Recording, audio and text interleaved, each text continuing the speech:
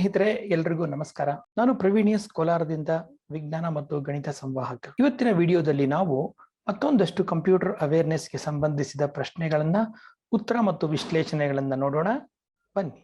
ವೇಬೋ is a social media platform particularly or popularly used in. ವೈಬೋ ಎಂಬುದು ಒಂದು ಸಾಮಾಜಿಕ ಮಾಧ್ಯಮ ವೇದಿಕೆಯಾಗಿದ್ದು ಇದನ್ನು ಜನಪ್ರಿಯವಾಗಿ ಎಲ್ಲಿ ಬಳಸಲಾಗುತ್ತದೆ? ಸೌತ್ ಕೊರಿಯಾ ಅಥವಾ ದಕ್ಷಿಣ ಕೊರಿಯಾ, ಚೈನಾ, ಥೈಲ್ಯಾಂಡ್ ಅಥವಾ ಜಪಾನ್. ಈಗ ನಮಗೆ ಈ ಸಾಮಾಜಿಕ ಜಾಲತಾಣಗಳು ಬೇಕಾದಷ್ಟು ನಮ್ಮ ಭಾರತದಲ್ಲಿ ಸಿಗೋ ಹಾಗೆ, ವಾಟ್ಸ್ಆ್ಯಪ್ ಅಥವಾ ಫೇಸ್ಬುಕ್ ಇವುಗಳು ಸಿಗೋ ಹಾಗೆ ವೈಬೋ ಅನ್ನೋ ಒಂದು ಸಾಮಾಜಿಕ ಜಾಲತಾಣ ಯಾವ ದೇಶದಲ್ಲಿ ಜನಪ್ರಿಯ ಆಗಿದೆ ಅಂತ ನಾವು ಉತ್ತರ ಕಂಡುಕೋಬೇಕಾಗಿದೆ. ಇದಕ್ಕೆ ಸರಿಯಾದ ಉತ್ತರ ಚೈನಾ. ಏನಿದು ವೈಬೋ ಅಂದ್ರೆ, ಏನಿದರ ಇತಿಹಾಸ ಅಂತ ಒಂದು ಸ್ವಲ್ಪ ನೋಡೋಣ. ವೈಬೋ ಅನ್ನೋದು ಮೈಕ್ರೋ ಬ್ಲಾಗರ್ ಅಂತ, ಅಂದ್ರೆ ತಮಗೆ ಅನಿಸಿದ್ದನ್ನ ಬರೆಯುವಂತ ಮೈಕ್ರೋ ಬ್ಲಾಗರ್ಗಳು. ಇದನ್ನ ಸೈನಾ ಕಾರ್ಪೊರೇಷನ್ ಅವರು 2009ರಲ್ಲಿ ಪ್ರಾರಂಭ ಮಾಡ್ತಾರೆ.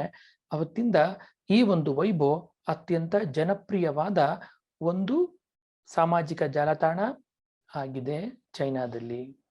ಸ್ನೇಹಿತರೆ, ಮುಂದಿನ ಪ್ರಶ್ನೆ ನೋಡೋಣ. ಇದು ಈ ವೈಬೋ ಒಂದು ಜಾಲತಾಣದ ಒಂದು ಲೋಗೋ ನೀವು ನೋಡ್ಬೋದು. ಇಲ್ಲಿ ಚೈನಾ ಭಾಷೆಯಲ್ಲಿ ಬರೆದಿರುವಂತ ಅಕ್ಷರಗಳು ಕಾಣಿಸ್ತಾ ಇದೆ. ಬನ್ನಿ ನಮ್ಮ ಮುಂದಿನ ಪ್ರಶ್ನೆ ನೋಡೋಣ. ಮುಂದಿನ ಪ್ರಶ್ನೆ, speed of a processor chip is measured ಇನ್.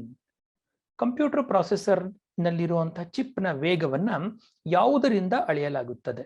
ಅಂದ್ರೆ ಯಾವ ಏಕಮಾನದಿಂದ, ಯಾವ ಯೂನಿಟ್ ಇಂದ ಅಳೆಯಲಾಗುತ್ತೆ ಅಂತ ಪ್ರಶ್ನೆ ಇದೆ.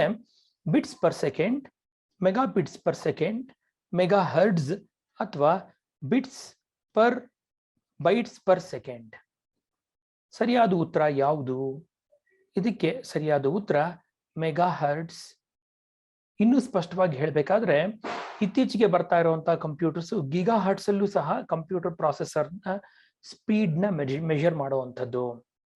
ಏನಿದು ಮೆಗಾ ಅಂದ್ರೆ 10⁻6 ಅಂದ್ರೆ 10⁻6 ಅಂದ್ರೆ ಒಂದರ ಪಕ್ಕ 6 ಸೊನ್ನೆಗಳನ್ನ ಬರೆದಾಗ ಬರುವಂಥದ್ದು ಮೆಗಾ. ಹಾಗೆ 10⁻9 ನಾವು ಗಿಗಾ ಅಂತ ಕರಿತೀವಿ. ಹರ್ಟ್ಸ್ ಅಂದ್ರೆ ಇದು ಫ್ರೀಕ್ವೆನ್ಸಿಯ ಏಕಮಾನ. ಹಾಗಾಗಿ ಪ್ರಾಸೆಸರ್ ಚಿಪ್ ನ ವೇಗವನ್ನ ಮೆಗಾ ಹರ್ಟ್ಸ್ ಮತ್ತು ಗಿಗಾ ಹರ್ಟ್ಸ್ ಅಲ್ಲಿ ಅಳೆಯುವಂಥದ್ದು ಬಂದಿರುವಂಥದ್ದು. ಅಂದ್ರೆ ಈ ಸ್ಪೀಡ್ ನ ಅರ್ಥ ಏನು ಅಂತಂದ್ರೆ, the speed at which computer executes number of instructions per second. ಅಂದ್ರೆ 1 ಸೆಕೆಂಡಿಗೆ ಎಷ್ಟು ಇನ್ಸ್ಟ್ರಕ್ಷನ್ಸ್ ನ ಅದು ಪ್ರೊಸೆಸ್ ಮಾಡುತ್ತೆ ಅಂತ. ಈಗ ನೀವು ಇಲ್ಲಿ ಕಾಣೋ ಹಾಗೆ ಇದು ನನ್ನದೇ ಕಂಪ್ಯೂಟರ್ನ ಒಂದು ಚಿತ್ರ. ಇದರಲ್ಲಿ processor Intel R core TM-i3 CPU ಆಗಿದೆ ಮತ್ತು 3.07 ಗಿಗಾ ಹರ್ಟ್ಸ್ 3.06 ಗಿಗಾ ಹರ್ಟ್ಸ್ ಅನ್ನೋದನ್ನ ಹೈಲೈಟ್ ಮಾಡಿರುವಂಥದ್ದು ನೋಡ್ಬೋದು. ಇದು ಪ್ರಾಸೆಸರ್ನ ಸ್ಪೀಡ್ ನ ತೋರಿಸುವಂಥದ್ದು. ಬನ್ನಿ ನಮ್ಮ ಮುಂದಿನ ಪ್ರಶ್ನೆಗೆ ಹೋಗೋಣ. IP ವಿಳಾಸವು ಡ್ಯಾಶ್ ಬಿಟ್ ಸಂಖ್ಯೆ. On IP address is dash bit number. ಏನಿದು IP ಅಂದ್ರೆ? IP ಅಂತಂದ್ರೆ ಇಂಟರ್ನೆಟ್ ಪ್ರೋಟೋಕಾಲ್ ಅಂತ. ಈ ಇಂಟರ್ನೆಟ್ ಪ್ರೋಟೋಕಾಲ್ ಎಷ್ಟು ಬಿಟ್ ನಂಬರ್ನ ಆಗಿರುತ್ತೆ? ಇದು ಸರಿಯಾದ ಉತ್ತರ 32. IP ಅಡ್ರೆಸ್ ಅಥವಾ IPv4, IP ವರ್ಷನ್ 4 ಅಂತ ಏನ್ ಕರಿತೀವಿ, ಇದು 32 ಬಿಟ್ ನಂಬರ್ ಆಗಿದ್ದು 2002 ಯುನಿಕ್ ಅಡ್ರೆಸ್ ಗಳನ್ನ ಇದು ಸ್ಟೋರ್ ಮಾಡಬಲ್ಲದಂತೆ. ಬನ್ನಿ ಮುಂದಿನ ಪ್ರಶ್ನೆ ನೋಡೋಣ. ನಮ್ಮ ಮುಂದಿನ ಪ್ರಶ್ನೆ CAD ಯ ವಿಸ್ತೃತ ರೂಪ. What does CAD stands for? CAD common aided design, communication aided design, complex aided design ಅಥವಾ ಕಂಪ್ಯೂಟರ್ ಏಡೆಡ್ ಡಿಸೈನ್. ಇದಕ್ಕೆ ಸರಿಯಾದ ಉತ್ತರ ಕಂಪ್ಯೂಟರ್ ಏಡೆಡ್ ಡಿಸೈನ್. ಇನ್ನು ಕೆಲವೊಮ್ಮೆ ಮುಂದುವರೆದು CADD ಅಂತಾನೂ ಕರೀತಾರೆ. Computer aided design and drafting ಅಂತ ಇದಕ್ಕೆ ಹೆಸರು. ಅಲ್ಲಲ್ಲಿ ನಾವು ಈ CAD ಸೆಂಟರ್ಗಳನ್ನ, ಕಂಪ್ಯೂಟರ್ ಸೆಂಟರ್ಗಳನ್ನ ನೋಡಬಹುದು. ಹಾಗಾದ್ರೆ ಏನ್ ಮಾಡ್ತಾರೆ ಇವರು? ನಾರ್ಮಲ್ ಆಗಿ ಪೇಪರ್ಗಳ ಮೇಲೆ ಬರೆಯುವಂತ ಡ್ರಾಯಿಂಗ್ಗಳು, ದೊಡ್ಡ ದೊಡ್ಡ ಮೆಷಿನರಿ ಡ್ರಾಯಿಂಗು, ದೊಡ್ಡ ದೊಡ್ಡ ಬಿಲ್ಡಿಂಗ್ಗಳು ಮತ್ತು ಲೇಔಟ್ಗಳ ಡ್ರಾಯಿಂಗ್ಗಳನ್ನ ನಾವು ಪೇಪರಲ್ಲಿ ಬರೆಯೋ ಹಾಗೆ ಇಲ್ಲಿ ಕಂಪ್ಯೂಟರ್ನ ಉಪಯೋಗಿಸ್ಕೊಂಡು ಬರೆಯುವಂಥದ್ದು ಇದು CAD, ಕಂಪ್ಯೂಟರ್ ಏಡೆಡ್ ಡಿಸೈನ್. ಇದಾದ ಮೇಲೆ ಅದಷ್ಟೇ ಅಲ್ಲ, ಕಂಪ್ಯೂಟರ್ ಏಡೆಡ್ ಮ್ಯಾನುಫ್ಯಾಕ್ಚರಿಂಗ್ ಅಂತಲೂ ಬಂತು, ಕ್ಯಾಟಿಯಾ ಅನ್ನೋ ಒಂದು ಸಾಫ್ಟ್ವೇರ್ ಬಂತು, ಯೂನಿಗ್ರಾಫಿಕ್ಸ್ ಅನ್ನೋ ಒಂದು ಸಾಫ್ಟ್ವೇರ್ ಬಂತು. ಇವೆಲ್ಲವೂ ಇದೇ ಫೀಲ್ಡ್ ಅಲ್ಲಿ ಇರುವಂಥದ್ದು. ಯಾರು ಮೆಕ್ಯಾನಿಕಲ್ ಎಂಜಿನಿಯರಿಂಗ್ ಓದಿರ್ತಾರೆ ಅಂತವ್ರಿಗೆ ಈ ಕ್ಯಾಡ್, ಕ್ಯಾಮ್, ಕ್ಯಾಟಿಯಾ, ಯೂನಿಗ್ರಾಫಿಕ್ಸ್ ಬಗ್ಗೆ ಹೆಚ್ಚಿನ ನಾಲೆಡ್ಜ್ ಇರುತ್ತೆ ಮತ್ತು ಅವರು ಅದನ್ನ ಬಳಸ್ಕೊಂಡು ಸಾಕಷ್ಟು ಪ್ರಯೋಗಗಳನ್ನ ಮಾಡ್ತಿರ್ತಾರೆ. ಮುಂದಿನ ಪ್ರಶ್ನೆ, virtual assistant created by Microsoft is. Microsoft ರಚಿಸಿದ ವರ್ಚುವಲ್ ಅಸಿಸ್ಟೆಂಟ್ ಯಾವುದು? ಸಿರಿ, ಅಲೆಕ್ಸಾ, ಕೋರ್ಟಾನಾ, ಎಲೈಸ್. ಸಾಮಾನ್ಯವಾಗಿ ನಮಗೆ ಅಲೆಕ್ಸಾ ಬಗ್ಗೆ ಎಲ್ರಿಗೂ ಗೊತ್ತಿದೆ, ಆದರೆ ಮೈಕ್ರೋಸಾಫ್ಟ್ ವರ್ಚುವಲ್ ಅಸಿಸ್ಟೆಂಟ್ ಅಲೆಕ್ಸಾನಾ? ಖಂಡಿತ ಅಲ್ಲ. ಮೈಕ್ರೋಸಾಫ್ಟ್ ರಚಿಸಿದ ವರ್ಚುವಲ್ ಅಸಿಸ್ಟೆಂಟ್ ಕೋರ್ಟಾನಾ. ಹಾಗೇನೆ ಈ ಸಿರಿ ಯಾವುದು? ಈ ಸಿರಿ ಐಫೋನ್ ನಿರ್ಮಾತೃವಾದ ಆಪಲ್ ಕಂಪನಿಯ virtual assistant. Alexa Amazon assistant. Alloys ಅನ್ನೋದು ಯಾವುದು ಸದ್ಯಕ್ಕೆ ಪಟ್ಟಿಯಾಗಿಲ್ಲ, ಆದರೆ ಈ ವರ್ಚುವಲ್ ಅಸಿಸ್ಟೆಂಟ್ಗಳ ಜಮಾನ ಶುರುವಾಗಿದ್ದು 1994ರಲ್ಲಿ IBM ಅವರು ಸೈಮನ್ ಅನ್ನೋ ಒಂದು ವರ್ಚುವಲ್ ಅಸಿಸ್ಟೆಂಟ್ನ ಪ್ರಾರಂಭ ಮಾಡಿದಾಗಿಂದ. ಆದರೆ ಅಮೆಜಾನ್ನ ಅಲೆಕ್ಸಾ ಎಲ್ರಿಗೂ ಗೊತ್ತಿರುವಂಥದ್ದು, ತುಂಬಾ ಪಾಪ್ಯುಲರ್ ಆಗಿರುವಂತ ವರ್ಚುವಲ್ ಅಸಿಸ್ಟೆಂಟ್ ಅಮೆಜಾನ್ನ ಅಲೆಕ್ಸಾ. ಈಗಲೂ ಅಷ್ಟೇ ಮೈಕ್ರೋಸಾಫ್ಟ್ನ ವಿಂಡೋಸ್ನ 10 ಅಥವಾ 9 ಸಾಫ್ಟ್ವೇರ್ಗಳಲ್ಲಿ ಕೋರ್ಟಾನಾ ಬಗ್ಗೆ ನೀವು ಗಮನಿಸಬಹುದು. ಮುಂದಿನ ಪ್ರಶ್ನೆ, groupware is a. Groupware ಅನ್ನೋದು ಒಂದು ಏನದು? ಅದು ಸಾಫ್ಟ್ವೇರಾ, ಹಾರ್ಡ್ವೇರಾ, ಆಂಕರಾ ಅಥವಾ ನೆಟ್ವರ್ಕ್ ಸಂಕೀರ್ಣ ವ್ಯವಸ್ಥೆನಾ? ಇದಕ್ಕೆ ಸರಿಯಾದ ಉತ್ತರ ಗ್ರೂಪ್ ವೇರ್ ಅನ್ನೋದು ಒಂದು software. International group processing plus software ಇವೆರಡನ್ನ ಮಿಕ್ಸ್ ಮಾಡಿದಾಗ ಬಂದಿರುವಂತಹ ಪದ groupware. Computer supported cooperated network ಅಂತ ಏನಿದೆ, ಅದ್ರ ಮೂಲಕ ಬೇರೆ ಬೇರೆ ಪ್ರಾಂತ್ಯಗಳಲ್ಲಿ, ಬೇರೆ ಬೇರೆ ದೇಶಗಳಲ್ಲಿ ಕೆಲಸ ಮಾಡ್ತಾ ಇರುವಂಥ, ಅದರ ಒಂದೇ ಕಾಮನ್ ಕಾಸ್ಗೆ ಕೆಲಸ ಮಾಡ್ತಾ ಇರುವಂಥ ಅನೇಕ ಎಂಪ್ಲಾಯೀಸು ಈ ಗ್ರೂಪ್ ವೇರ್ ಉಪಯೋಗಿಸ್ಕೊಂಡು ತಮ್ಮ ಕೆಲಸಗಳನ್ನ ಇನ್ನೂ ಚೆನ್ನಾಗಿ ಮಾಡಬಹುದಾಗಿದೆ. ಬನ್ನಿ ನಮ್ಮ ಮುಂದಿನ ಪ್ರಶ್ನೆಯನ್ನ ನೋಡೋಣ. Right once run anywhere. Right once run anywhere ಎಂದು ತನ್ನ ಬಗ್ಗೆ ತಾನೇ ಹಿರಿಮೆ ಸೇರಿದ ಕಂಪ್ಯೂಟರ್ ಭಾಷೆ ಯಾವುದು? ಸ್ನೇಹಿತರೆ, ಕಂಪ್ಯೂಟರ್ಲಿ ಅನೇಕ ರೀತಿಯ ಭಾಷೆಗಳಿವೆ, ಆದರೆ ತುಂಬಾ ಪಾಪ್ಯುಲರ್ ಆಗಿರುವಂಥದ್ದು ಕೆಲವೇ ಭಾಷೆಗಳು. ಅದರಲ್ಲಿ ಈ ಪ್ರಶ್ನೆಗೆ ಉತ್ತರ ಯಾವುದು ಅಂತ ನಾವು ಕಂಡುಹಿಡಿಬೇಕಾಗಿದೆ. COBOL, common business oriented language ಅಂತ ಕರೆದಿದ್ದು ಕೋಬಾಲ್ನ, Java, HTML hypertext markup language ಅಥವಾ XM. ಇವುಗಳಲ್ಲಿ ಸರಿಯಾದ ಉತ್ತರ Java. Write once run anywhere 1993ರಲ್ಲಿ ಜೇಮ್ಸ್ ಗೋಸ್ಲಿಂಗ್ ಅನ್ನೋ ಒಬ್ಬ ವ್ಯಕ್ತಿ ಸನ್ ಮೈಕ್ರೋ ಸಿಸ್ಟಮ್ಸ್ ಅಲ್ಲಿ ಕೆಲಸ ಮಾಡ್ತಾ ಇದ್ದಾಗ ತಾನು ಕಂಡುಕೊಂಡಂತಹ ಒಂದು ಹೊಸ ಸಾಫ್ಟ್ವೇರ್ ಅಥವಾ ಹೊಸ ಪ್ರೋಗ್ರಾಮಿಂಗ್ ಲ್ಯಾಂಗ್ವೇಜ್ ಈ ಜಾವಾ ಆಗಿತ್ತು. ಈ ಜಾವಾದ ಲೋಗೋ ಕಾಫಿ ಕುಡಿತಾ ಇರುವಂತಹ ಕಪ್ ಒಂದು ಚಿತ್ರದಲ್ಲಿ ಇರೋ ಹಾಗೆ ಕಾಣುತ್ತೆ. ಈಗ ಜಾವಾ ನಡ್ಸ್ಕೊಂಡು ಹೋಗ್ತಾ ಇರೋರು ಮತ್ತು ಕಬಳಿಸ್ಕೊಂಡಿರುವಂಥವ್ರು ಯಾರು? ಆರಾಕಲ್ ಸಿಸ್ಟಮ್ಸ್ನವರು. ಈಗಲೂ ಅಷ್ಟೇ ಜಾವಾ ಅತ್ಯಂತ ಪ್ರಖರವಾದ ಮತ್ತು ಪ್ರಬುದ್ಧವಾದ ಒಂದು ಪ್ರೋಗ್ರಾಮಿಂಗ್ ಲ್ಯಾಂಗ್ವೇಜ್ ಆಗಿ ಕೆಲಸ ಮಾಡ್ತಾ ಇದೆ. ಸ್ನೇಹಿತರೆ, ಮುಂದಿನ ಪ್ರಶ್ನೆ, ಪ್ರಸ್ತುತ ದಿನಗಳಲ್ಲಿ ವಿಶಿಂಗ್ ಈ ಕೆಳಗಿನ ಯಾವುದರ ಮೇಲೆ ಸಾಮಾಜಿಕ ಇಂಜಿನಿಯರಿಂಗ್ ಅನ್ನು ಬಳಸುವ ಒಂದು ಕ್ರಿಮಿನಲ್ ಅಭ್ಯಾಸವಾಗಿದೆ? Nowadays, wishing has become a criminal practice of using social engineering over which of the following? Social networking sites, mobile phones, email ಅಥವಾ ಸೈಬರ್ ಕ್ಯಾಫ್. ಏನಿದು ವಿಶಿಂಗ್ ಅಂದ್ರೆ? ಸರಿಯಾದ ಉತ್ತರ ಮೊಬೈಲ್ ಫೋನುಗಳು. ಮೊಬೈಲ್ ಫೋನಿಗೆ ಕರೆ ಬಂದು ನಮ್ಮ ಪಾಸ್ವರ್ಡ್ಗಳನ್ನ ತಗೊಳ್ಳುವಂಥದ್ದು, OTP ನ ತಗೊಳ್ಳುವಂಥದ್ದು ಅಥವಾ ಇನ್ನಾವುದೇ ಮಾಹಿತಿಯನ್ನ ತಗೊಳ್ಳುವಂಥ ಈ ಒಂದು ಜಾಲಕ್ಕೆ ವಿಶಿಂಗ್ ಅಂತ ಕರೀತಾರೆ. ಇವರು ನಮ್ಮ ಡೇಟಾನ ಕದ್ದು, ನಮ್ಮ ಡೇಟಾನ ಬಳಸಿ ನಮ್ಮ ಬ್ಯಾಂಕ್ ಅಕೌಂಟ್ ಅಥವಾ ನಮ್ಮ ವರ್ಚುವಲ್ ಅಕೌಂಟ್ಗಳಲ್ಲಿರುವಂಥ ದುಡ್ಡನ್ನ ತೆಕ್ಕೊಳ್ಳುವಂತ ಸಂಭವನೀಯತೆ ಹೆಚ್ಚಾಗಿರುತ್ತೆ. ಹಾಗಾಗಿ ಎಲ್ಲರೂ ಸಹ ಈ ವಿಶಿಂಗ್ ನಿಂದ ಕೇರ್ಫುಲ್ ಆಗಿರಬೇಕು. ಬನ್ನಿ ಮುಂದಿನ ಪ್ರಶ್ನೆಗೆ ಹೋಗೋಣ. ಇಂಟರ್ನೆಟ್ ಬ್ರೌಸ್ ಮಾಡುವಾಗ ಪ್ರಕ್ರಿಯೆಗಾಗಿ ಕಾಯುತ್ತಿರುವ ಡೇಟಾದ ಬ್ಲಾಕ್ ಅನ್ನು ತಾತ್ಕಾಲಿಕವಾಗಿ ಹಿಡಿದಿಟ್ಟುಕೊಳ್ಳುವ ಮೂಲಕ ಡೇಟಾ ಹರಿವಿನ ವಿವಿಧ ವೇಗಗಳು ಅಥವಾ ಘಟನೆಗಳ ಸಮಯಗಳನ್ನು ಸರಿದೂಗಿಸುವ ಸಂಗ್ರಹಣೆಯ ಪ್ರದೇಶ, ಇದಕ್ಕೆ ನಾವು ಏನಂತ ಕರಿತೀವಿ? What is this?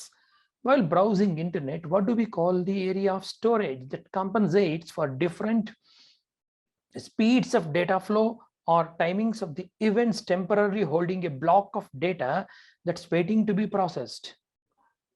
ಒಂದಷ್ಟು ಕಾಯುವ ಸಮಯವನ್ನ ನಾವು ಕಾಣ್ತೀವಿ. ಎಷ್ಟೋ ವೇಳೆ ಇಂಟರ್ನೆಟ್ ಬ್ರೌಸ್ ಮಾಡುವಾಗ ಹಂಗೆ ಸುತ್ತಕೊಂಡಿದ್ದೋಗುತ್ತೆ. ಒಂದು ಐಕನ್ ಬರುತ್ತೆ, ಅದರಲ್ಲಿ ಸುತ್ತಾ ಇರೋಂಥದ್ದು ಕಾಣುತ್ತೆ. ಸಾಮಾನ್ಯವಾಗಿ ಇದನ್ನ ತಮಾಷೆಗೆ ಬೇಕಾದಷ್ಟು ಜನ ಇದನ್ನು ಜಿಲೇಬಿ ಸುತ್ತಕೊಂಡಿದೆ ಅಂತೆಲ್ಲ ಮಾತಾಡ್ತಾರೆ. ಇದು ಏನ್ ಕೆಲಸ ಮಾಡ್ತಾ ಇರತ್ತೆ ಇದು? ಆಕ್ಚುಲಿ ಇದನ್ನ ನಾವು ಬಫರ್ ಅಂತ ಕರೆಯುವಂಥದ್ದು. ಬಫರಿಂಗ್ ಆಗ್ತಾ ಇದೆ ಅಂತ ನಾವು ಅದನ್ನ ಟೆಕ್ನಿಕಲ್ ಆಗಿ ಹೇಳಬೇಕು. ಇದು ಈ ರೀತಿಯ ಪ್ಲೀಸ್ ವೇಟ್ ಅನ್ನೋ ಒಂದು ಚಿತ್ರ ನಮ್ಮ ಕಣ್ಣಿಗೆ ಕಾಣಿಸ್ತಾ ಇರುತ್ತೆ. ಯಾವಾಗ ನಮ್ಮ ಕಂಪ್ಯೂಟರ್ನಲ್ಲಿ ಹೆಚ್ಚಿನ ಸಾಮರ್ಥ್ಯ ಇರಲ್ಲ ಅಥವಾ ಸರ್ವರ್ ವಿಪರೀತ ಓವರ್ಲೋಡ್ ಆಗತ್ತೆ, ಅಂತ ಸಂದರ್ಭಗಳಲ್ಲಿ ಇಂತಹ ಮೆಸೇಜ್ ನಮಗೆ ಬರೋದುಂಟು. ಮುಂದಿನ ಪ್ರಶ್ನೆ, which of the following is not an input device for the computer? ಕೆಳಗಿನವುಗಳಲ್ಲಿ ಯಾವುದು ಕಂಪ್ಯೂಟರ್ನ ಇನ್ಪುಟ್ ಸಾಧನವಲ್ಲ? ಭುಕ್ತ ಸಾಧನ, ಇನ್ಪುಟ್ ಸಾಧನ ಅಲ್ಲ ಅಂತ ಕೇಳ್ತಾರೆ. Track ball, image scanner, joystick ಅಥವಾ ಸೌಂಡ್ ಕಾರ್ಡ್? ಇದಕ್ಕೆ ಸರಿಯಾದ ಉತ್ತರ ಸೌಂಡ್ ಕಾರ್ಡ್. ಸೌಂಡ್ ಕಾರ್ಡ್ ಅನ್ನೋದು ಅದು ಸೆಪರೇಟ್ ಹಾರ್ಡ್ವೇರ್ ಪಾರ್ಟೇ ಆಗಿದೆ. ಒಂದು ಮದರ್ ಬೋರ್ಡ್ನ ಎಸ್ಟಾಬ್ಲಿಷ್ ಮಾಡಿದ ನಂತರ ಅದಕ್ಕೊಂದು ಲ್ಯಾನ್ ಕಾರ್ಡು ಮತ್ತು ಆಡಿಯೋ ಕನೆಕ್ಟ್ ಮಾಡೋದಕ್ಕೆ ಸೌಂಡ್ ಕಾರ್ಡು, ಇವನ್ನೆಲ್ಲ ನಾವು ಮುಂಚೆ ಪ್ರತ್ಯೇಕವಾಗಿ ಅದನ್ನ ಪ್ಲಗ್ ಅಂಡ್ ಪ್ಲೇ ಮಾಡಬೇಕಾಗಿತ್ತು. ಆದರೆ ಈಗ ಎಲ್ಲವೂ ಮದರ್ ಬೋರ್ಡ್ ಅಲ್ಲೇ ಇನ್ಬಿಲ್ಟ್ ಬಂದಿರೋದ್ರಿಂದ ಇದನ್ನ ಸೆಪರೇಟ್ ಆಗಿ ಮಾಡುವಂತ ಕೆಲಸ ಅನೇಕ ಕಡೆ ಆಗಲ್ಲ. ಆದರೆ ಟ್ರ್ಯಾಕ್ ಬಾಲ್, ಇಮೇಜ್ ಸ್ಕ್ಯಾನರ್ ಮತ್ತು ಜಾಯ್ಸ್ಟಿಕ್ ಇವೆಲ್ಲವೂ ಸಹ ಇನ್ಪುಟ್ ಡಿವೈಸಸ್ ಆಗಿದೆ. ಇಲ್ಲಿ ಕಾಣುವಂಥದ್ದು ಇದು ಟ್ರ್ಯಾಕ್ ಬಾಲ್ ಮತ್ತು ಇದು ಜಾಯ್ಸ್ಟಿಕ್. ಈ ಜಾಯ್ಸ್ಟಿಕ್ ನ ಪ್ರತ್ಯೇಕವಾಗಿ ಕಂಪ್ಯೂಟರ್ ಗೇಮ್ಸ್ ಆಡೋದಿಕ್ಕೆ ಬಳಸುವಂಥದ್ದು. ಮುಂದಿನ ಪ್ರಶ್ನೆ, who had received the idea of first ever graphical user interface? ಮೊದಲ ಗ್ರಾಫಿಕಲ್ ಯೂಸರ್ ಇಂಟರ್ಫೇಸ್ ಕಲ್ಪನೆಯನ್ನ ಯಾರು ರೂಪಿಸಿದರು? ಸ್ಟೀವ್ ಜಾಬ್ಸ್, ಡಗ್ಲಸ್ ಎಂಗಲ್ಬಾರ್ಟ್, ಅಲನ್ ಕೆ ಅಥವಾ ಬಿಲ್ ಗೇಟ್ಸ್? ಆಪಲ್ನ ಕಂಪನಿಯ ಸಂಸ್ಥಾಪಕರಾದ ಸ್ಟೀವ್ ಜಾಬ್ಸ, ಅಲನ್ ಕೇನ ಅಥವಾ ಮೈಕ್ರೋಸಾಫ್ಟ್ನ ದೊರೆ ಬಿಲ್ ಗೇಟ್ಸ್ ಅಥವಾ ಡಗ್ಲಸ್ ಎಂಗಲ್ಬಾರ್ಟ್? ಯಾರು ಈ ಗ್ರಾಫಿಕಲ್ ಯೂಸರ್ ಇಂಟರ್ಫೇಸ್ನ ಬಳಕೆಗೆ ತಂದದ್ದು? ಈ ಗ್ರಾಫಿಕಲ್ ಯೂಸರ್ ಇಂಟರ್ಫೇಸ್ ಅಥವಾ GUI ಅಂತ ನಾವೇನ್ ಕರಿತೀವಿ, ಇದನ್ನ ಪ್ರಪ್ರಥಮವಾಗಿ ಬಳಕೆಗೆ ತಂದವರು ಅಲಾನ್ ಕೆ. ಯಾರಿವರು ಅಲಾನ್ ಕೆ? ಈ ಅಲಾನ್ ಕೆ ಡೈನಾಬುಕ್ ಅನ್ನೋ ಒಂದು ಮಕ್ಕಳ ಕಂಪ್ಯೂಟರ್ ಪುಸ್ತಕವನ್ನ ಪ್ರಪ್ರಥಮವಾಗಿ ಜಾರಿಗೆ ತರ್ತಾರೆ. ಇವರು ಅತ್ಯಂತ ನಮ್ಮ ಭಾರತ, ನಮ್ಮ ಪ್ರಪಂಚ ಕಂಡ ಅತ್ಯಂತ ಮೇಧಾವಿ ಕಂಪ್ಯೂಟರ್ ಇಂಜಿನಿಯರ್ ಅಲಾನ್ ಕೆ ಆಗಿದ್ರು. ಇವರು ಪ್ರಪ್ರಥಮ ಬಾರಿಗೆ ಗ್ರಾಫಿಕಲ್ ಯೂಸರ್ ಇಂಟರ್ಫೇಸ್ ನ ತಂದು ಇವತ್ತು ನಾವು ಎಲ್ಲವನ್ನು ಗ್ರಾಫಿಕ್ ಯೂಸರ್ ಇಂಟರ್ಫೇಸ್ ನಲ್ಲಿ ಅನುಭವಿಸ್ತಾ ಇದ್ದೀವಿ. ಇಲ್ಲದೆ ಇದ್ದಿದ್ರೆ ಎಲ್ಲದಕ್ಕೂ ಕೋಡಿಂಗ್ ಬರೆದು ಎಲ್ಲಕ್ಕೂ ಒಂದೊಂದು ಪಾರ್ಟ್ಗೂ ನಾವು ಇಮೇಜಸ್ ನ ಫಿಟ್ ಮಾಡಬೇಕಾಗಿತ್ತು. ಹಾಗಾಗಿ ಎಲ್ಲಕ್ಕೂ ಗ್ರಾಫಿಕಲ್ ಯೂಸರ್ ಇಂಟರ್ಫೇಸ್ ಬರೋದಕ್ಕೆ ಕಾರಣರಾದವರು ಅಲಾನ್ ಕೆ ಅವರು. Which of the following devices convert drawing, printed text or other images into digital form? ಯಾವ ಸಾಧನವು ಡ್ರಾಯಿಂಗ್, ಮುದ್ರಿತ ಪಠ್ಯ ಅಥವಾ ಇತರ ಚಿತ್ರಗಳನ್ನು ಡಿಜಿಟಲ್ ರೂಪಕ್ಕೆ ಪರಿವರ್ತಿಸುತ್ತದೆ? ಕೀಬೋರ್ಡ್, ಸ್ಕ್ಯಾನರ್, ಪ್ಲಾಟರ್ ಅಥವಾ OMR? OMR ಅಂದ್ರೆ ಆಪ್ಟಿಕಲ್ ಮಾರ್ಕ್ ರೀಡರ್. ಇದರಲ್ಲಿ ಯಾವುದು ಸರಿ ಉತ್ತರ? ಇದಕ್ಕೆ ಸರಿಯಾದ ಉತ್ತರ ಸ್ಕ್ಯಾನರ್. ನಾವು ನಮಗೆ ಬೇಕಾಗಿರುವಂತಹ ಒಂದು ಡಾಕ್ಯುಮೆಂಟ್ನ ಮತ್ತೊಂದು ಪ್ರತಿ ಬೇಕು ಅಂತಂದ್ರೆ ನಾವೇನ್ ಮಾಡ್ತೀವಿ? ಸಾಧಾರಣವಾಗಿ ಜೆರಾಕ್ಸ್ ಅಂಗಡಿಗೆ ಹೋಗಿ ಜೆರಾಕ್ಸ್ ಮಾಡಿ ತರ್ತೀವಿ. ಈ ಜೆರಾಕ್ಸ್ ಮಾಡಿದಾಗ ಅದರ ಇಮೇಜು ಪೇಪರ್ ಮೇಲೆ ಬಿತ್ತು. ಆದ್ರೆ ಆ ಇಮೇಜ್ನ ನಾವು ಸ್ಟೋರ್ ಮಾಡ್ಕೊಳ್ಳೋದಕ್ಕೂ ಒಂದು ದಾರಿಯನ್ನ ಕಂಡುಕೊಂಡಿದೀವಿ, ಅದು ಸ್ಕ್ಯಾನರ್ನ ಮೂಲಕ. ಈಗಲೂ ನೀವು ಜೆರಾಕ್ಸ್ ಅಂಗಡಿಗೆ ಹೋಗಿದ್ದಾದ್ರೆ 10-15 ಪುಟಗಳನ್ನು ಒಟ್ಟಿಗೆ ಕೊಟ್ಟರೆ ಅವನಿಗೆ ಒಟ್ಟು ಅವನು 10-15 ಪುಟಗಳನ್ನ ಸ್ಕ್ಯಾನ್ ಮಾಡಿ ನಂತರ ಜೆರಾಕ್ಸ್ ಮಾಡ್ತಾನೆ. ಈಗೇನಾಗಿದೆ, ಪ್ರಿಂಟರ್ಗಳಲ್ಲಿ ಸ್ಕ್ಯಾನರ್ ಸಹ ಮೂಡಿ ಬರ್ತಾ ಇದೆ. ವಿತ್ ಸ್ಕ್ಯಾನರ್ ಕಾಂಬೋನು ಸಿಗ್ತಾ ಇದೆ. ಹಾಗಾಗಿ ಈ ಸ್ಕ್ಯಾನರ್ ಏನ್ ಮಾಡುತ್ತೆ? ನಮಗೆ ಡಿಜಿಟಲ್ ಇನ್ಫಾರ್ಮೇಶನ್ ನ ಕೊಡುವಂಥದ್ದು. ನಮ್ಮ ಮುಂದಿನ ಒಂದು ಪ್ರಶ್ನೆ, which of the following is the name given to illegal copy of software? ಸಾಫ್ಟ್ವೇರ್ನ ಅಕ್ರಮವಾಗಿ ನಕಲು ಮಾಡುವುದರ ಕೆಳಗಿನವುಗಳಲ್ಲಿ ಯಾವುದರ ಹೆಸರಾಗಿದೆ? ಇದಕ್ಕೆ ಸರಿಯಾದ ಉತ್ತರ ಬೂಟ್ ಲೆಗ್ ಅಂತ. ಬೂಟ್ ಲೆಗ್ ಅಂತಂದ್ರೆ ಸಾಫ್ಟ್ವೇರ್ಗಳನ್ನ ಅಕ್ರಮವಾಗಿ ಅಂದ್ರೆ ಪೈರೇಟೆಡ್ ಆಗಿ ಮಾರಾಟ ಮಾಡುವಂಥವ್ರು. ಕಂಪ್ಯೂಟರ್ ಒಳಗಿನ ಘಟಕಗಳ ನಡುವೆ ಅಥವಾ ಕಂಪ್ಯೂಟರ್ಗಳ ನಡುವೆ ಡೇಟಾವನ್ನು ವರ್ಗಾಯಿಸುವ ಸಂವಹನ ವ್ಯವಸ್ಥೆಯನ್ನು ಏನೆಂದು ಕರೆಯಲಾಗುತ್ತದೆ? A communication system which transfers data between the components inside a computer or even between computers is known as. ಎರಡು ಕಂಪ್ಯೂಟರ್ಗಳ ನಡುವೆ ಆಗ್ಬೋದು ಅಥವಾ ಒಂದೇ ಕಂಪ್ಯೂಟರ್ನಲ್ಲಿ ಬೇರೆ ಬೇರೆ ಭಾಗಗಳ ನಡುವೆ ಡೇಟಾ ಟ್ರಾನ್ಸ್ಫರ್ ಮಾಡುವಂಥ ಈ ಒಂದು ಸಾಧನ ಯಾವುದು? ಈ ಸಾಧನಕ್ಕೆ ಏನಂತ ಹೆಸರು?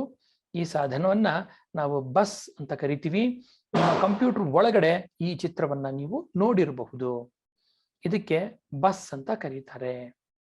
ಹಾರ್ಡ್ ಡಿಸ್ಕ್ ಕನೆಕ್ಟ್ ಮಾಡಕ್ಕೆ ಅಥವಾ DVD ಡ್ರೈವ್ಗೆ ಕನೆಕ್ಟ್ ಮಾಡೋದಕ್ಕೆ ನಾವು ಈ ರೀತಿಯ ಬಸ್ ವೈರ್ಗಳನ್ನ ಬಳಕೆ ಮಾಡ್ಕೋತೀವಿ.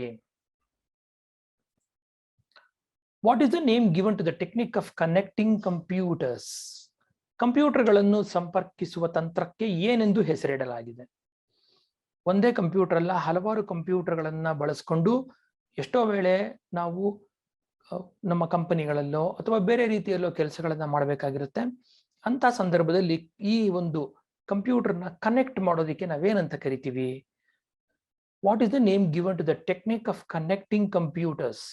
The technique of connecting computers is known as topology. ಬೇರೆ ಬೇರೆ ರೀತಿಯ ಟಪಾಲಜಿಗಳನ್ನ ನಾವು ಕಂಪ್ಯೂಟರ್ ವಿಚಾರದಲ್ಲಿ ಗಮನಿಸಬಹುದಾಗಿದೆ. ಇಲ್ಲಿ ಗಮನಿಸೋ ಹಾಗಿದ್ರೆ ಒಂದೇ ಲೈನ್ ಅಲ್ಲಿ ಎಲ್ಲವನ್ನು ಕನೆಕ್ಟ್ ಮಾಡಿದ್ರೆ ಅದನ್ನ ಲೈನ್ ಟಪಾಲಜಿ ಅಂತಲೂ, ಒಂದು ಕಡೆಯಿಂದ 4 ಕಡೆ ಸುತ್ತುವರೆದಿದ್ರೆ ಅದನ್ನ ರಿಂಗ್ ಅಂತಲೂ, ಸ್ಟಾರ್ ಅಂತಲೂ, ಮೆಶ್ ತಂತ್ರಜ್ಞಾನ ಅಥವಾ mesh topology, full mesh topology ಮತ್ತು ಟ್ರೀ ಟಾಪಾಲಜಿಯನ್ನ ನೀವು ಈಗ ತೆರೆ ಮೇಲೆ ಕಾಣ್ತಾ ಇದ್ದೀರಾ. Line system, ring system, star system, mesh system, full mesh system ಮತ್ತು ಟ್ರೀ ಸಿಸ್ಟಮ್.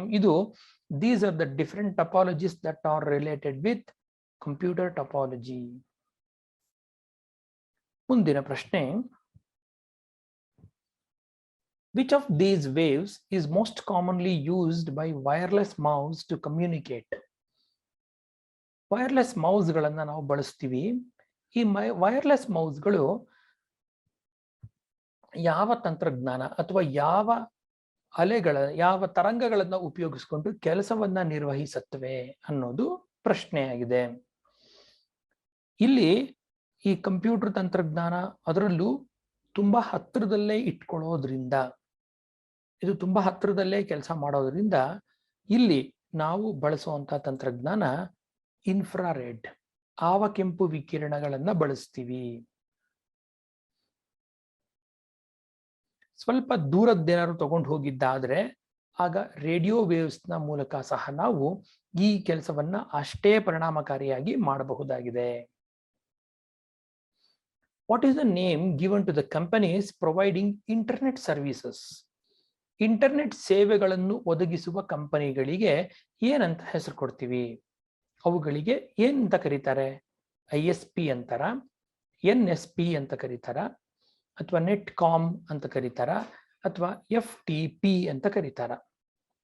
FTP ಅಂದ್ರೆ ಫೈಲ್ ಟ್ರಾನ್ಸ್ಫರ್ ಪ್ರೋಟೋಕಾಲ್ ಅಂತ, ನೆಟ್ ಕಾಮ್ ಅಂದ್ರೆ ನೆಟ್ವರ್ಕ್ ಕಮ್ಯುನಿಕೇಶನ್ ಅಂತ, ISP ಅಂದ್ರೆ internet service provider.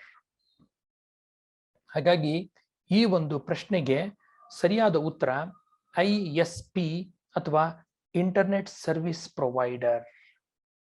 Internet service ಪ್ರೊವೈಡರ್ಗಳು ಇಂಟರ್ನೆಟ್ ಸರ್ವಿಸ್ನ ಕೊಡುವಂತ ಕಂಪನಿಗಳು. ಬೇಕಾದಷ್ಟು ಅಂತ ಕಂಪನಿಗಳಿವೆ. ಅದ್ರ ಮೂಲಕ ನಾವಿವತ್ತು ಇಂಟರ್ನೆಟ್ ವ್ಯವಸ್ಥೆಯನ್ನ ಅನುಭವಿಸ್ತಾ ಇದ್ದೀವಿ. ಮುಂದಿನ ಪ್ರಶ್ನೆ, ಇವುಗಳಲ್ಲಿ ಗ್ರಾಫಿಕಲ್ ಯೂಸರ್ ಇಂಟರ್ಫೇಸ್ ಹೊಂದಿದ್ದ ಮೊದಲ ಬ್ರೌಸರ್ ಯಾವುದು? ನಾವೀಗಾಗಲೇ ಗ್ರಾಫಿಕಲ್ ಯೂಸರ್ ಇಂಟರ್ಫೇಸ್ನ ಪಿತಾಮಹ ಅಲನ್ ಕೆ ಬಗ್ಗೆ ಮಾತಾಡಿದ್ವಿ. ಗ್ರಾಫಿಕಲ್ ಯೂಸರ್ ಇಂಟರ್ಫೇಸ್ ಹೊಂದಿದ್ದಂತಹ ಮೊದಲ ಇಂಟರ್ನೆಟ್ ಬ್ರೌಸರ್ ಯಾವುದು ಅನ್ನೋದು ಇಲ್ಲಿನ ಪ್ರಶ್ನೆ. Which of these was the first browser to have a graphical user interface? ಸರಿಯಾದ ಉತ್ತರ ಏರ್ವೈಸ್. ಹೇಗಿತ್ತು ಏರ್ವೈಸ್? ನೋಡಿ, ಈ ರೀತಿಯಾಗಿ ಗ್ರಾಫಿಕಲ್ ಯೂಸರ್ ಇಂಟರ್ಫೇಸ್ ಇತ್ತು. ಇನ್ಫಾರ್ಮೇಶನ್, ಓಪನ್, ಕ್ವಿಟ್ ಮತ್ತು ಹೆಲ್ಪ್ ಅಂತ ಇಲ್ಲಿದ್ದಂತಹ ಒಂದು ಮೆನು. ಮುಂದಿನ ಪ್ರಶ್ನೆ, keyboard keys that have arrows on them are called? ಬಾಣದ ಗುರುತುಗಳನ್ನು ಹೊಂದಿರುವಂತಹ ಕೀಬೋರ್ಡ್ ಕೀಗಳನ್ನ ಏನಂತ ಕರೀತಾರೆ? ಕೀಬೋರ್ಡ್ಗಳಲ್ಲಿ ಬೇರೆ ಬೇರೆ ರೀತಿಯ ಕೀಗಳನ್ನ ನಾವು ಕಾಣ್ತೀವಿ. ಆಲ್ಫಾಬೆಟಿಕಲ್ ಕೀಸ್ ಇವೆ, ನ್ಯೂಮರಿಕಲ್ ಕೀಸ್ ಇದೆ, ಸ್ಪೆಷಲ್ ಕೀಸ್ ಇದೆ, ಫಂಕ್ಷನಲ್ ಕೀಸ್ ಇದೆ, ಮತ್ತು ಈ ಆರೋ ಮಾರ್ಕ್ ಕೀಗಳು ಅದರಲ್ಲಿದೆ. ಹಾಗಾದ್ರೆ ಈ ಆರೋ ಮಾರ್ಕ್ ಕೀಗಳಿಗೆ ಏನಂತ ಹೆಸರು? ಇವುಗಳಿಗೆ ನಾವು ಕೊಡುವಂತ ಹೆಸರು ನ್ಯಾವಿಗೇಷನ್ ಕೀಸ್. ನ್ಯಾವಿಗೇಷನ್, ಎಡ ಬಲ ಮೇಲೆ ಕೆಳಗೆ ನ್ಯಾವಿಗೇಟ್ ಮಾಡೋದಿಕ್ಕೆ ನಾವು ಬಳಸುವಂತ ಕೀಗಳು ಇವು. ಕೆಲವೊಮ್ಮೆ ಗೇಮ್ಸ್ ಆಡುವಾಗ ಇಬ್ಬಿಬ್ರು ಒಂದೇ ಕೀಬೋರ್ಡ್ ಉಪಯೋಗಿಸ್ಕೊಂಡು ಗೇಮ್ ಆಡುವಾಗ ಬಲಭಾಗದಲ್ಲಿ ಈ ನ್ಯಾವಿಗೇಷನ್ ಕೀಗಳು ಎಡ ಬಲ ಮತ್ತು ಮೇಲೆ ಕೆಳಗಿನ ಕೆಲಸಗಳು ಮಾಡಿದ್ರೆ AWDZ ಈ ಕೀಗಳೇನಿವೆ ಇವು ಎಡಭಾಗದಲ್ಲಿ ಎಡ ಬಲ ಮೇಲೆ ಕೆಳಗೆ ಮೂವ್ಮೆಂಟ್ ಮಾಡೋದಕ್ಕೆ ಬಳಸ್ಕೋತಾರೆ. ಹಾಗಾಗಿ ಈ ನ್ಯಾವಿಗೇಷನ್ ಕೀಗಳೇನಿವೆ, ರೈಟ್, ಲೆಫ್ಟ್, ಟಾಪ್, ಬಾಟಮ್, ಇವು ನಮಗೆ ಅತ್ಯಂತ ಅನುಕೂಲಕರವಾಗಿರುವಂತ ಕೀಗಳು. ಇಲ್ಲದೆ ಇದ್ದಿದ್ರೆ ನಾವು ಮೌಸ್ ಇಟ್ಕೊಂಡೆ ಅದನ್ನು ಪೂರ್ತಿ ಮೂವ್ ಮಾಡಬೇಕಾಗಿತ್ತು. ಮುಂದಿನ ಪ್ರಶ್ನೆ, the keyboard keys like caps lock, the turn on the feature on or off are called? On ಅಥವಾ ಆಫ್ ಮಾಡಲಾಗುವ ಕ್ಯಾಪ್ಸ್ ಲಾಕ್ ನಂತಹ ಕೀಬೋರ್ಡ್ ಕೀಗಳನ್ನ ಏನಂತ ಕರಿತೀವಿ? ಇಲ್ಲಿ ಸ್ಕ್ರೋಲ್ ಆನ್ ಇದೆ, ಸ್ಕ್ರೋಲ್ ಆಫ್ ಮಾಡ್ತೀವಿ. ಕ್ಯಾಪ್ಸ್ ಲಾಕ್ ಆನ್ ಮಾಡ್ತೀವಿ, ಕ್ಯಾಪ್ಸ್ ಲಾಕ್ ಆಫ್ ಮಾಡ್ತೀವಿ. ಈ ತರ ಆನ್ ಆಫ್ ಮಾಡುವಂತ ಕೀಗಳು ನಮ್ಮ ಕೀಬೋರ್ಡ್ಗಳಲ್ಲಿ ಕಾಣುತ್ತವೆ. ಹಾಗಾದ್ರೆ ಇಂಥ ವಿಶೇಷವಾದ ಕೀಗಳಿಗೆ ಏನಂತ ಹೆಸರು? Function keys, combination keys, toggle keys ಅಥವಾ ಸ್ಪೆಷಲ್ ಪರ್ಪಸ್ ಕೀಸ್? ಇದಕ್ಕೆ ಸರಿಯಾದ ಉತ್ತರ ಟಾಗಲ್ ಕೀಸ್ ಅಂತ. ಟಾಗಲ್ ಅಂತಂದ್ರೆ ಒಂದ್ಸರಿ ಆನ್ ಆಗೋದು, ಒಂದ್ಸರಿ ಆಫ್ ಆಗೋದು ಅಂತ ಅರ್ಥ. ಹಾಗಾಗಿ ಟಾಗಲ್ ಕೀಸ್ ಯಾವ್ದಾಗಿರಬಹುದು? Scroll lock on and off, ಹಾಗೆ number lock on and off ಮತ್ತು caps lock on and off. ಈ ಮೂರು ಈ ಒಂದು ಟಾಗಲ್ ಕೀಗಳಿಗೆ ಉದಾಹರಣೆಗಳು. ಮುಂದಿನ ಪ್ರಶ್ನೆ, ಇನ್ MS Word when you select text the menu that appears is? MS Word ನಲ್ಲಿ ನೀವು ಪಠ್ಯವನ್ನ ಆಯ್ಕೆ ಮಾಡಿದಾಗ ಕಾಣಿಸಿಕೊಳ್ಳುವ ಮೆನು. ನಾವು ಟೈಪ್ ಮಾಡುವಾಗ ಮೆನು ಬಾರ್ ಮೇಲ್ಗಡೆ ಎಲ್ಲ ಇದ್ದೇ ಇರುತ್ತೆ, ನಾನು ಅದನ್ನ ಕೇಳ್ತಾ ಇಲ್ಲ.